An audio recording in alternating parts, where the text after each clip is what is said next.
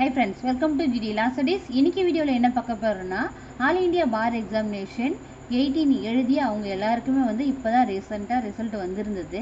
அந்த ரிசல்ட் வந்ததில் உங்களுக்கு ஏதாவது ரீசெக்கிங் பண்ணணும் இல்லை உங்களுடைய ஓஎம்ஆர் ஷீட்டில் ஏதாவது ரீசெக்கிங் பண்ணணும்னு நினச்சிருக்கீங்கன்னா அவங்களுக்குலாம் ஒரு அரிய வாய்ப்பு. என்னென்னா அஃபிஷியல் வெப்சைட்டில் அதற்கான ஆப்ஷன்ஸ் கொடுத்துருக்காங்க. அதை பற்றி தான் இன்றைக்கி வீடியோவில் நம்ம பார்க்க போகிறோம். வாங்க வீடியோக்குள்ளே போகலாம். இந்த வெப்சைட்டுடைய லிங்கை கீழே டிஸ்கிரிப்ஷனில் நான் கொடுக்குறேன். அந்த லிங்கை நீங்கள் கிளிக் பண்ண உடனே இந்த பேஜ் உங்களுக்கு ஓப்பன் ஆகும். இந்த பேஜில் ஃபஸ்ட் எடுத்த உடனே உங்களுக்கு important notification regarding rechecking of result and OMR ஷீட்ஸ்னு கொடுத்துருப்பாங்க. இதில் ஃபஸ்ட்டு இதற்கான நோட்டிஃபிகேஷன் என்னன்னு சொல்லிட்டு நீங்கள் பார்த்துருங்க. இதில் டவுன்லோட் பிடிஎஃப்னு இருக்கும். அதை கிளிக் பண்ணிங்கனாலே உங்களுக்கு அந்த பிடிஎஃப் ஓப்பன் ஆகிடும்.